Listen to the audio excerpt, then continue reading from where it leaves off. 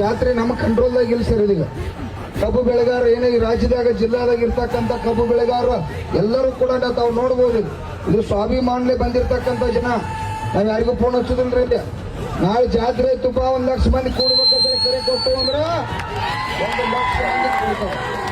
ನಾವು ಕುಡಿತಕ್ಕಂಥ ನೀರನ್ನ ಅವರು 1 ದಿನ ಕುಡಿದ್ರೆ ಕಾರ್ಖಾನೆಯ ಮಾಲೀಕರ ಮಕ್ಕಳು ಸತ್ತು ಹೋಗ್ತಾರೆ.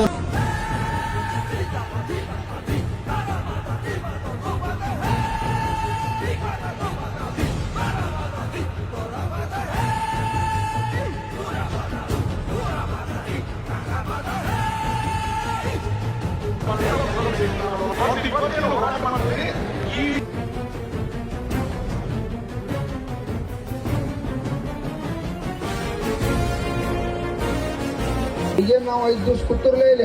5 ದಿವ್ಸ ಕೂತದಕ್ಕ ಮೊದಲು 50 ಬಂದ್ರ, ಆಮೇಲೆ ಮತ್ 50ಕ್ಕೆ ಬಂದ್ರ, ಮತ್ 25ಕ್ಕೆ 50ಕ್ಕೆ. ಈಗ ಇಟ್ಟೆಲ್ಲ ಜಗಳಾಡಿ 5 ದಿವ್ಸ ಕೂತದಕ್ಕೆ 3200 ರೂಪಾಯಿಗೆ ಬಂದಾರ್ರಿ.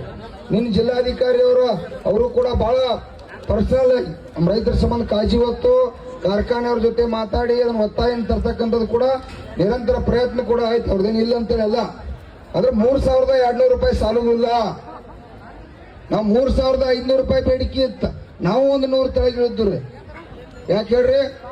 ಇದು ಜಗಾಡ್ಕೋತ್ ಕುಂಡದ್ ಬೇಡ, ವ್ಯವಹಾರ ಬೇಡಪ್ಪ, 3400 ರೂಪಾಯಿ ಕೊಟ್ಟು ಬಗೆಹರಿಸ್ಕೋರಿ ಅಂತೇಳಿ ಅನ್ನದಾತರಿಗೆ, ರೈತ ದೇವರುಗಳಿಗೆ 6 ತಿಂಗಳಿಗೊಮ್ಮೆ ದೇವರಿಗೆ ನಮಸ್ಕಾರ ಮಾಡಕ್ ಬಂದಂಗ ಕಮಿಷನರ್ ಬರ್ತಾನ.